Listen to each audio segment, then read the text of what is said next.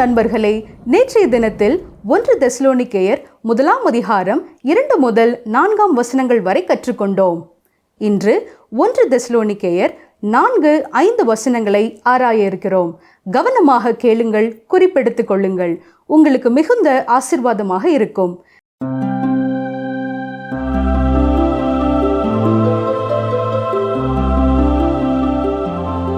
அருமையானவர்களே, கடந்த நிகழ்ச்சியில் நாம் 1 தெசலோனிக்கேயர் 1 அதிகாரம் 2 முதல் 4 வரை சிந்தித்தோம். அப்போஸ்தலனாகிய பவுலும் உடன் ஊழியர்களும் தெசலோனிக்கே சபையை நினைத்த பொழுதெல்லாம் அவர்களது விசுவாசத்தின் கிரியையையும் அவர்கள் அன்பின் பிரயாசத்தையும் கர்த்தராகிய இயேசு கிறிஸ்துவின் மேலுள்ள அவர்கள் நம்பிக்கையையும் பொறுமையையும் நினைவு கூர்ந்து அவர்கள் ஜெபங்களிலே இடைவிடாமல் அவர்களுக்காக ஜெபம் பண்ணி எப்பொழுதும் தேவனை ஸ்தோத்தரித்தார்கள் என்று பார்த்தோம். 1 தெசலோனிக்கேயர் 1 அதிகாரம் 3 வசனத்தை பாருங்கள்.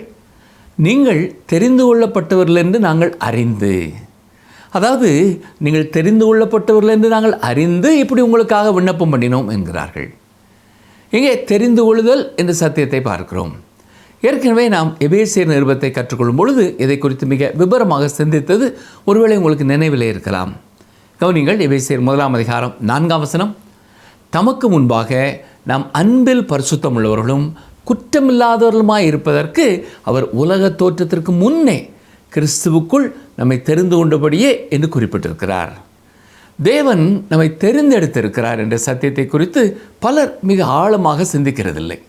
இந்த தெசலோனிக்கே சபை மக்கள் மிக குறுகிய காலகட்டத்திலே விசுவாசத்திற்குள்ளே வந்திருந்தாலும் அவர்களுக்கும் தெரிந்து கொள்ளுதலின் சத்தியத்தை கற்றுக் கொடுக்க பவுல் விரும்புகிறார். அப்போஸ்தலனாகிய பவுல் தேவனுடைய கண்ணோட்டத்திலே இந்த தெரிந்து கொள்ளுதலை குறித்து பேசுகிறார். ஒருவேளை நாம் தேவனுடைய கண்ணோட்டத்தில் இதை காண முடியாவிட்டாலும் இந்த சத்தியத்தை நாம் ஏற்றுக்கொள்ள வேண்டியவர்களாக இருக்கிறோம். உதாரணமாக 2 புள்ளிகளுக்கு இடையே உள்ள குறுகிய தூரம் நேர்கோடாக இருக்கும் என்பதை யாரும் நிரூபிக்காவிட்டாலும் அதை நாம் ஏற்றுக்கொள்கிறோம் இல்லையா? அதே போல் சில சத்தியங்களை அவை நிரூபிக்கப்படாவிட்டாலும் உண்மை என்று ஏற்றுக்கொள்கிறோம். அதுபோன்ற ஒரு உண்மை என்னவென்றால், சில சத்தியங்களை உண்மை என்று நாம் நிரூபிக்க முடியாது, என்றாலும் அது உண்மையானதாக இருக்கும். அப்போஸ்தலனாகிய பவுல் தெரிந்து கொள்ளுதல் என்பதை குறித்து வாக்குவாதம் செய்யவும் முயற்சிக்கவில்லை, அதை நிரூபிக்கவும் முயற்சிக்கவில்லை. மிக தெளிவாக அந்த உண்மையை அவர் விளக்குகிறார். நீங்கள் தெரிந்து கொள்ளப்பட்டவர்கள் என்று நாங்கள் அறிந்திருக்கிறோம் என்று சொல்லுகிறார். பிரியமானவர்களே, இது தெசலோனிக்கே சபையை குறித்த தேவனுடைய கண்ணோட்டம். தேவனே சர்வத்தையும் சிருஷ்டித்தவர், தேவனே சகல அதிகாரங்களையும் உடையவராய் இருக்கிறார். இந்த தெரிந்து கொள்ளுதல் என்ற சத்தியத்திற்கு பின்னணியிலும் அத்தனை ஜீவராசிகளுக்கு பின்னணியிலும் தேவனுடைய சர்வ வல்லமை இருக்கிறது. உருவாக்கியவரே சகல அதிகாரங்களையும் உடையவராய் இருக்கிறார். இந்த உலகத்தை தேவன் சிருஷ்டித்தார் என்பதை நாம் உணர்ந்திருக்க வேண்டும். அதை அவர் எவ்வாறு சிருஷ்டித்தார் என்றோ ஆதியாகம புத்தகத்தில் சொல்லப்பட்டிருக்கிற விவரங்களை குறித்தோ நாம் வாக்குவாதம் செய்ய தேவையில்லை. ஆதியிலே தேவன் வானத்தையும் பூமியையும் சிருஷ்டித்தார் என்ற உண்மையை நான் முக்கியத்துவப்படுத்த விரும்புகிறேன். இன்று அவரே அனைத்தையும் சிருஷ்டித்தார் என்று சொல்லுகிற சிலர் இந்த உலகத்தை அவர் வழிநடத்தும் உரிமையை மறுக்கிறார்கள். தேவனே இதற்கு ஒரு நோக்கம் வைத்திருக்கிறார் என்பதை மறுக்கிறார்கள். அருமையானவர்களே, நாம் வாழும் இந்த உலகம் தேவனால் உண்டாக்கப்பட்டதும் அவருடைய மகிமைக்காகவுமே இருக்கிறது. மத்தேயு 5 அதிகாரம் 16 வசனத்தை கவனியுங்கள். மனுஷர் உங்கள் நற்கிரியைகளை கண்டு பரலோகத்தில் இருக்கிற உங்கள் பிதாவை மகிமைப்படுத்தும்படி உங்கள் வெளிச்சம் அவர்கள் முன்பாக பிரகாசிக்க கடவது என்று தான் இயேசு கிறிஸ்து கூறியிருக்கிறார். மனுஷர் உங்கள் நற்கிரியைகளை கண்டு உங்களை மகிமைப்படுத்தும்படி என்று அவர் கூறவில்லை. உங்கள் நற்கிரியைகள் பரலோகத்தில் இருக்கிற பிதாவை மகிமைப்படுத்த வேண்டும். இந்த வேதாராய்ச்சி நிகழ்ச்சியை கவனித்துக் கொண்டிருக்கிற அருமையான கிறிஸ்தவ நண்பரே, குறிப்பாக உங்களிடத்திலே நான் ஒன்று சொல்லிக்கொள்ள விரும்புகிறேன். தேவனே சிருஷ்டிகர். அவருடைய மகிமைக்காகவே இந்த உலகம் இருக்கிறது. அவர் தேவனாயிருக்கிறார். அவரை அன்றி வேறே ஒருவரும் இல்லை. ஆலோசனைக்காக எந்த ஒருவரையும் அவர் நோக்கி பார்க்கிறதில்லை. அவரது நோக்கத்திற்காகவே இந்த உலகத்தை அவர் வழிநடத்தி செல்கிறார். அவருடைய மகிமைக்காகவே இந்த உலகத்தை அவர் கொண்டு செல்கிறார். மனிதனை மையமாக கொண்ட உலகம் அல்ல, தேவனை மையமாக கொண்ட ஒரு உலகத்திலே நாம் வாழ்கிறோம். வெறும் பூமியை மையமாக கொண்ட உலகமும் அல்ல, பரலோகத்தை மையமாக கொண்ட ஒரு உலகத்திலே நாம் வாழ்கிறோம். இது தேவனுடைய உலகம். அவருடைய சித்தப்படி அவருடைய வழியிலே இதை அவரே வழிநடத்தி செல்கிறார். மற்றும் ஒரு காரியத்தையும் நான் நன்றாக புரிந்து கொள்ள வேண்டும். தேவன் ஒரு கொடுங்கோலர் அல்ல. தேவன் நீதி உள்ளவர், அவர் நேர்மை உள்ளவர், அவர் பரிசுத்தமானவர். தேவன் செய்யும் அனைத்து காரியங்களும் சரியானதாகவே இருக்கும். நீங்கள் வேண்டுமானால் இவ்வாறு சிந்திக்காமல் இருக்கலாம்.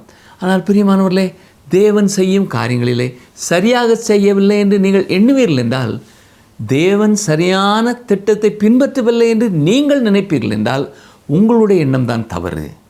தேவன் தவறு செய்கிறவர் அல்ல. நீங்கள் தவறான எண்ணம் கொண்டிருக்கிறீர்கள். உங்களுடைய எண்ணத்தை தான் சரி செய்ய வேண்டும். நீங்கள் அவ்வாறு சரி செய்து கொள்ளவில்லை என்றால், நீங்கள் தான் தேவனுடைய திட்டத்திற்கு வெளியே நிற்கிறீர்கள். இந்த அண்ட சராசரங்களும் தேவனுக்காக இருக்கிறது, அவருடைய மகிமைக்காக இருக்கிறது, அவருடைய நோக்கத்திற்காக இருக்கிறது. அவருடைய மகிமைக்காக இல்லாமல் வேறு எந்த ஒரு காரியமும் நடைபெறப் போவதில்லை. அவரே அதிகாரத்தில் இருக்கிறார், அவரே பொறுப்பில் இருக்கிறார், அவரே அண்ட சராசரங்களையும் ஆண்டு கொண்டு இருக்கிறார். இதை மனதிலே கொண்டவர்களாக இன்னும் சில காரியங்களையும் நாம் சற்றே கவனிப்போம். நீங்கள் இந்த உலகத்தில் பிறந்திருக்கிறீர்கள் என்ற உண்மையை குறித்து என்றாவது நீங்கள் சிந்தித்தது உண்டா? நீங்கள் இந்த உலகத்தில் பிறக்காமல் இருந்திருக்கலாம், நானும் பிறக்காமலேயே இருந்திருக்கலாம். தேவன் உங்களிடத்திலே அல்லது என்னிடத்திலே வந்து, சுரேஷ், நீ இந்த உலகத்திலே பிறக்கிறாயா, மேட்சி இந்த உலகத்திலே நீ பிறக்கிறாயா என்று கேட்கவில்லை. அவரே அதை குறித்து சிந்தித்தார், தீர்மானம் செய்தார். நாம் ஒவ்வொருவரும் இந்த உலகத்தில் இன்று வாழ்வதற்கு காரணம் அவரே. நான் ஒரு ஆணாக பிறக்க வேண்டுமா அல்லது பெண்ணாக பிறக்க வேண்டுமா என்று ஆண்டவர் என்னிடத்தில் கேட்கவில்லை. அப்படி என்னிடத்தில் கேட்பதற்கு அப்பொழுது நான் இல்லை. நான் எந்த பெற்றோருக்கு பிறக்க வேண்டும் என்றும் அவர் என்னிடத்தில் கேட்கவில்லை. அவர்கள் தேவனுக்கு பயந்தவர்களாக இருக்க வேண்டுமா, செல்வந்தர்களாக இருக்க வேண்டுமா என்று அவர் கேட்கவில்லை. இது தேவன் சிருஷ்டித்த தேவனுடைய உலகமாக இருக்கிறபடினால் அவரே காரியங்களை செய்கிறார். அவர் செய்யும் காரியங்கள் உங்களுக்கு ஒருவேளை விருப்பம் இல்லாமல் இருக்கலாம், ஆனால் அவர் அவ்வாறு தான் செயல்படுகிறார். நன்றாக கவனியுங்கள். தேவன் ஒரு கொடுங்கோலர் அல்ல. அவருடைய சித்தத்திற்கு எதிராக யாரும் தெரிந்து கொள்ளப்படவில்லை. அவருடைய சித்தத்திற்கு எதிராக யாரும் புறக்கணிக்கப்படவும் இல்லை. தேவனே சகல காரியங்களையும் சரியாக செய்கிறார். இதை குறித்து பவுல் ரோமர் 9:14 ஆகையால் நாம் என்ன சொல்லுவோம்? தேவனிடத்திலே அநீதி உண்டென்று சொல்லலாமா? சொல்லக்கூடாதே என்கிறார். தேவன் செய்யும் எல்லா காரியங்களிலும் அவர் செய்வதே சரியானது. நாம் வெறும் சிருஷ்டிகள் மட்டுமே என்பதை உணர்ந்தவர்களாக இருக்க வேண்டும். நாம் வெறும் சிருஷ்டிகள் என்பது மட்டுமல்ல, சீர்கெட்டு போன சிருஷ்டிகள் என்பதையும் ஒத்துக்கொள்ள வேண்டும். நான் இவ்வாறு சொல்வதை இந்த காலத்தில் பலர் ஏற்றுக்கொள்கிறதில்லை. ஒருவர் முதுகை ஒருவர் தட்டி கொடுத்து ஒருவரை குறித்து ஒருவர் நீங்கள் சிறப்பானவர்கள் என்று கூறப்படவே விரும்புகிறோம். நம்முடைய குறைவுகளை உணரச் செய்யும் கூட்டங்களை விட ஒருவரை ஒருவர் பாராட்டும் கூட்டங்களே இந்நாட்களிலே அதிகம் நடைபெறுகின்றன. உண்மையில் நாம் தேவனுக்கு விரோதமாக கலகம் செய்கிறோம். நாம் யாவரும் அவருடைய சிருஷ்டிகள் என்பதை உணர்ந்து கொண்டவர்களாக, ஒத்துக்கொண்டவர்களாக அவருக்கு முன் முகங்குப்புற விழுந்து அவரை பணிந்து கொள்ளவே கடமைப்பட்டிருக்கிறோம். இப்பொழுது தெசலோனிக்க சபை மக்களை குறித்து பவுல் சொன்ன அந்த கருத்தை நான் மீண்டும் ஞாபகப்படுத்த விரும்புகிறேன். வாசிக்கிறேன். 1 தெசலோனிக்கேயர் 1:3 நீங்கள் தெரிந்து கொள்ளப்பட்டவர்கள் என்று நாங்கள் அறிந்து. நீங்கள் இந்த வசனத்தை ஒருவேளை விரும்பாமல் இருக்கலாம், ஆனால் அதுதான் நடைபெற்ற உண்மை. தேவனே அண்ட சராசரங்களையும் வழிநடத்தி வருகிறார். எனவே அவருக்கு எதிராக ஒரு கண்டன பேரணியை நடத்துவதை விட்டுவிட்டு அவர் முன் முகங்குப்புற விழுந்து அவரே இந்த உலகத்திலே நம்மை சிருஷ்டித்திருக்கிறார், இதற்காக அவருக்கு நன்றி செலுத்த வேண்டும். இந்த உலகத்திலே நாம் அவருக்காக முடிவெடுக்க நமக்கு தேவன் கொடுத்திருக்கிற சுயாதீன வாய்ப்புக்காக அவரை துதிக்க வேண்டும். அவருடைய அழைப்பு இன்றும் ஒவ்வொரு மனிதனுக்கும் கொடுக்கப்பட்டு கொண்டே இருக்கிறது. யோவான் 7:37 கவனியுங்கள். ஒருவன் தாகமாய் இருந்தால் என்னிடத்தில் வந்து பானம் பண்ண கடவன் என்கிறார். நிகழ்ச்சியை கேட்டுக்கொண்டிருக்கிற அருமையான சகோதரனே, சகோதரியே, நீங்கள் தாகமுள்ளவர்களாக இருக்கிறீர்களா? நிம்மதியே இல்லை என்று எண்ணிக்கொண்டிருக்கிறீர்களா? எப்பொழுதும் ஒரு விதமான பயத்திலோ கவலையிலோ வாழ்ந்து கொண்டிருக்கிறீர்களா? இயேசுவண்டை வாருங்கள். அவர் உங்களை ஏற்றுக்கொள்ள காத்து கொண்டிருக்கிறார். எனக்கு தாகமில்லை, எனக்கு தேவை எதுவும் இல்லை என்று கூறுவீர்கள் என்றால் நீங்கள் அவரிடத்திலே வர வேண்டியதில்லை. தேவனை விட்டு தூரம் போன உலகத்தின் எந்த ஒரு தனி மனிதனுக்கும் அவர் இலவசமாக மீட்பை கொடுக்கிறார். இந்த உலகத்தில் உள்ள ஒவ்வொரு மனிதனையும் பார்த்து ஒன்று நீ எடுத்துக்கொள் அல்லது விட்டுவிடு என்று தான் கூறுகிறார். இங்குதான் நாம் நம்முடைய சுயாதீன வாய்ப்பை உபயோகப்படுத்த வேண்டும். நாமே அந்த தெரிந்தெடுப்பை செய்து கொள்ள நம்மை உருவாக்கி இருக்கிறார். ஒன்று நீங்கள் அவரை உங்கள் இரட்சகராக ஏற்றுக்கொள்ளுங்கள் அல்லது நீங்கள் அவரை புறக்கணித்து விடுங்கள். இந்த இரண்டிற்கும் இடைப்பட்ட ஒரு நிலையில் நீங்கள் வாழ முடியாது. இந்த இரண்டில் ஒன்றை தெரிந்து கொள்ள ஒவ்வொரு மனிதனும் சுயாதீனம் பெற்றவனாய் இருக்கிறான். நீங்கள் அவரை உங்கள் இரட்சகராக ஏற்றுக்கொள்வீர்கள் என்றால் அது உங்களுக்குத்தான் நல்லது. தொடர்ந்து 1 தெசலோனிக்கேயர் 1:5 பார்ப்போம். எங்கள் சுவிசேஷம் உங்களிடத்தில் வசனத்தோடு மாத்திரமல்ல, வல்லமையோடும் பரிசுத்த ஆவியோடும் முழு நிச்சயத்தோடும் வந்தது. நாங்களும் உங்களுக்குள்ளே இருந்தபோது உங்கள் நிமித்தம் எப்படிப்பட்டவர்களாய் இருந்தோம் என்று அறிந்திருக்கிறீர்களே. இங்கே பவுல் என்ன சொல்கிறார்? நாங்கள் உங்கள் மத்தியில் இருந்தபொழுது நாங்கள் சாதாரணமான மனிதர்களாகவே இருந்தோம். எங்கள் சரீரமும் எங்கள் உதடுகளும் பலவீனமானவைகளாகவே இருந்தது. எங்களால் செய்யக்கூடியதெல்லாம் சில வார்த்தைகளை கூறினோம், ஆனால் தேவனுடைய வார்த்தைகளை கூறினோம். கர்த்தருடைய வார்த்தைகள் உங்களிடத்திலே வந்தது. அது வெறும் வார்த்தைகளாக மட்டுமல்ல, பரிசுத்த ஆவியானவரின் வல்லமையோடும் நிச்சயத்தோடும் வந்தது. பிரியமானவர்களே, இந்த காரியத்தினாலே என்னுடைய பணியே இந்த உலகத்திலே ஒரு சிறந்த பணியாக இருக்கிறது. இந்த பணியை நான் நேசிக்கிறேன். கர்த்தருடைய வார்த்தையை கற்றுக் கொடுப்பதை குறித்து நான் மகிழ்ச்சி அடைகிறேன். ஏன் தெரியுமா? நான் கர்த்தருடைய வார்த்தையை கொடுக்கிறேன். அது வெறும் வார்த்தைகளாக இருந்தாலும் பரிசுத்த ஆவியானவர் அதை எடுத்து பயன்படுத்துகிறார். ஏனென்றால் இவை வல்லமை உள்ள வார்த்தைகள். ஒவ்வொரு நாளும் எங்களை தொடர்பு கொள்கிறவர்களே இதற்கு சாட்சி. உதாரணம் ஒன்றை சொல்லுகிறேன். வேதாராய்ச்சி வானொலியிலே மட்டும் வந்த நாட்களிலே ஒரு சகோதரிக்கு திருமணமானது. தாய் வீட்டில் வேத ஆராய்ச்சி நிகழ்ச்சிகளை ஒழுங்காக கேட்ட அவள் புகுந்த வீட்டிலும் காலையிலே வானொலியை திருப்பினாள். அதை கேட்ட கணவன் தொடர்ந்து 30 நிமிடங்களும் திட்டிக்கொண்டே இருந்தானாம். என்றாலும் ஒவ்வொரு நாள் காலையிலும் அவள் இந்த நிகழ்ச்சியை கேட்க தவறவில்லை. ஒரு நாள் நிகழ்ச்சியில் கேட்ட ஒரு கருத்திற்கு எதிராக கணவன் வாக்குவாதம் செய்திருக்கிறான். மற்றும் ஒரு நாள் காலையில் இவள் வேத ஆராய்ச்சி நிகழ்ச்சியை வானொலியிலே வைக்க மறந்து போய்விட்டாள். ஆனால் அவன் அதை அவளுக்கு நினைப்பூட்டினான். இன்னும் சில காலங்களுக்கு பின் ஒவ்வொரு நாளும் அவனும் இணைந்து நிகழ்ச்சியை கேட்க துவங்கினான். இறுதியாக நாள் ஒன்று வந்தது. அவனே முழங்கால் படியிட்டு ஆண்டவராய் இயேசு கிறிஸ்துவை தன் சொந்த இரட்சகராக ஏற்றுக்கொண்டான். பிரியமானவர்களே, இது நடப்பதற்கு காரணம் செய்தியாளரின் திறமை என்று நீங்கள் எண்ணுவீர்கள் என்றால் அது தவறு. அப்படி என்றால் இந்த மனிதனுடைய இருதய மாற்றத்திற்கு காரணம் என்ன? அதுதான் தூய ஆவியானவரின் செயல். இதுவே எங்கள் நம்பிக்கை. ஏற்கனவே யோவான் எழுதின சுவிசேஷம் 16 சத்திய ஆவியாகி அவர் வரும்பொழுது சகல சத்தியத்திற்குள்ளும் அவர் உங்களை வழிநடத்துவார் என்று பரிசுத்த ஆவியானவரை குறித்து இயேசு கூறியிருக்கிறார். அவர் தன்னுடைய சுயமாய் பேசாமல் தான் கேள்விப்பட்ட யாவையும் சொல்லி வரப்போகிற காரியங்களை உங்களுக்கு அறிவிப்பார். அவர் என்னுடையதில் எடுத்து உங்களுக்கு அறிவிப்பதனால் என்னை மகிமைப்படுத்துவார் என்றும் கூறியிருக்கிறார். இன்றும் பரிசுத்த ஆவியானவர் வேத வசனங்களை பயன்படுத்தியே மனிதர்களை கிறிஸ்துவுக்கு நேராய் வழிநடத்துகிறார். இப்பொழுது நன்றாக கவனியுங்கள். கர்த்தருடைய வார்த்தையிலே எந்த குறைவும் இல்லை. கர்த்தருடைய வார்த்தை என்பது கர்த்தர் நம்மோடு பேச பயன்படுத்தும் அவருடைய வார்த்தைகள். கர்த்தருடைய வார்த்தைகள் தனி மனிதனுடைய வாழ்க்கையிலே சென்று அவனுடைய வாழ்க்கையை முற்றும் மாற்றக்கூடியதாய் இருக்கிறது. மாம்ச பலவீனத்தினாலோ கேட்கும் அல்லது பார்க்கும் தேவ செய்திகள் மூலமாகவோ அச்சடிக்கப்பட்ட புத்தகங்கள் வாயிலாகவோ மனிதன் மறுபடியும் பிறப்பதில்லை. 1 பேதுரு 1:23 கவனியுங்கள்.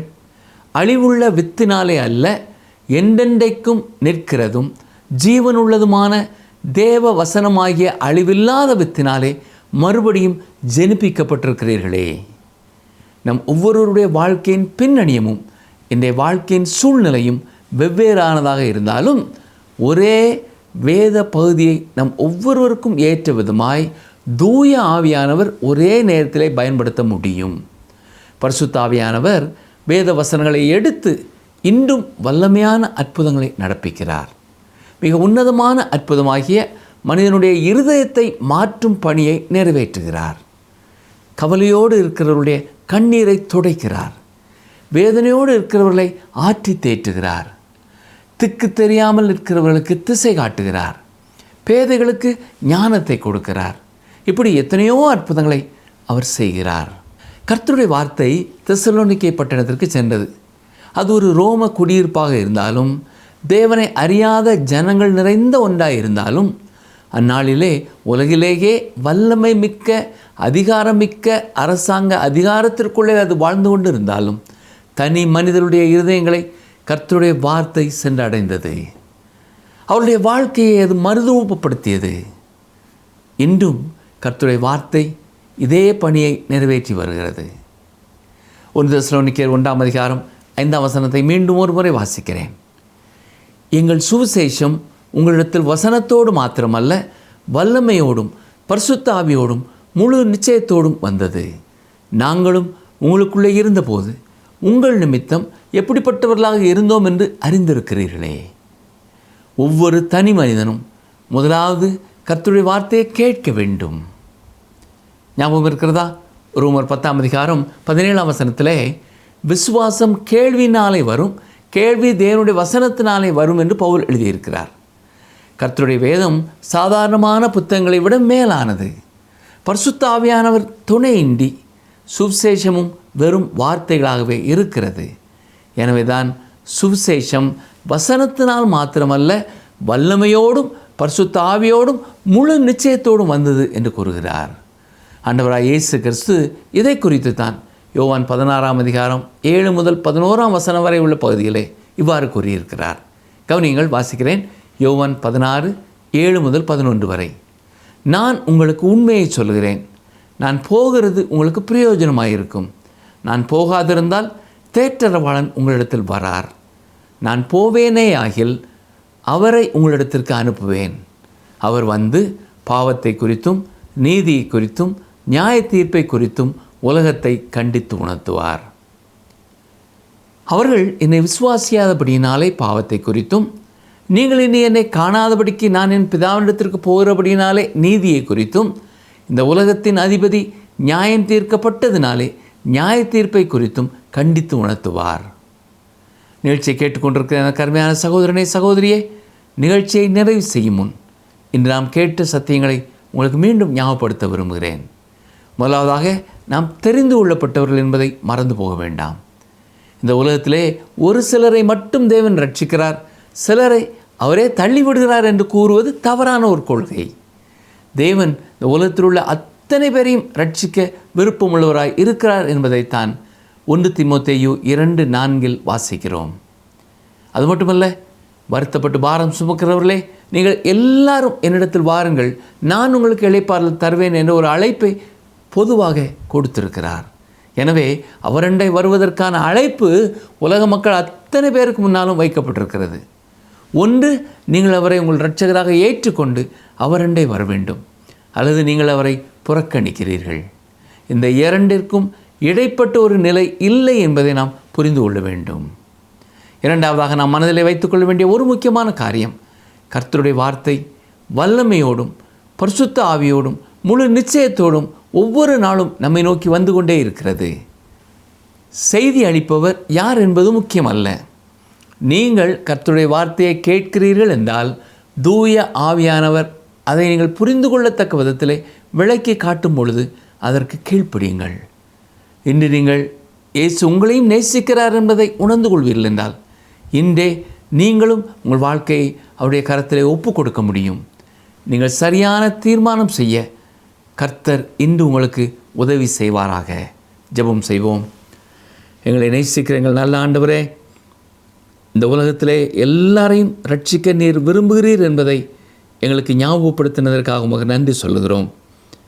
இந்த நிகழ்ச்சியை கேட்டுக்கொண்டிருக்கிற ஒவ்வொருவருடைய வாழ்க்கையும் உள்ளும் புறமும் நீர் அறிந்திருக்கிறீர், உமக்கு நன்றி சொல்லுகிறோம்.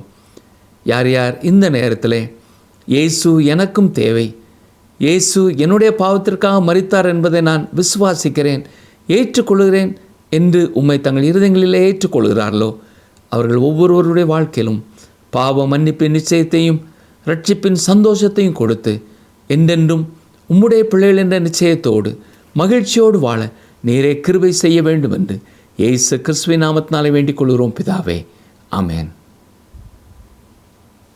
பிரியமானவர்களே, இன்று நீங்கள் கேட்ட செய்தியை குறித்து தொடர்ந்து சிந்தித்து பாருங்கள். ஆண்டவர் உங்களை நேசிக்கிறார். உங்களையும் அவருடைய பிள்ளையாக இருக்க அவர் விரும்புகிறார். சரியான தீர்மானம் செய்யுங்கள். கர்த்தர் உங்களையும் உங்கள் குடும்பத்தையும் ஆசீர்வதிப்பாராக. ஆமென்.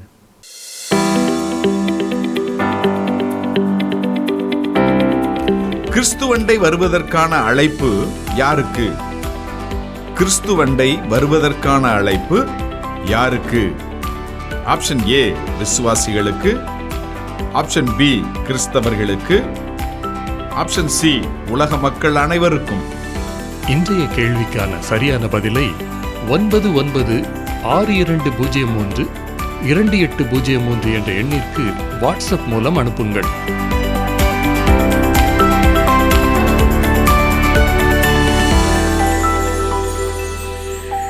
அன்பர்களே, உங்களுடைய விருப்பத்தின்படி நீங்கள் இவ்வுலகில் பிறக்கவில்லை. தேவன் உங்களை படைத்து இவ்வுலகில் தெரிந்தெடுத்து வைத்திருக்கிறார். நீங்கள் செய்யும் எந்த காரியமும் பிதாவை பிரியப்படுத்துகிறதாக இருக்க வேண்டும். எனவே நீங்கள் வேதத்தை நேசித்து வாசிக்கும்போது கர்த்தர் உங்களை அழகாக வழிநடத்துவார். கர்த்தரின் கிருபை உங்களோடு இருப்பதாக. இந்த நிகழ்ச்சி உங்களுக்கு பிடிச்சிருக்கா? அப்ப இப்பவே மிஸ்டர் கால் கொடுங்க. பரிசு வெல்றது நீங்களாவும் இருக்கலாம்.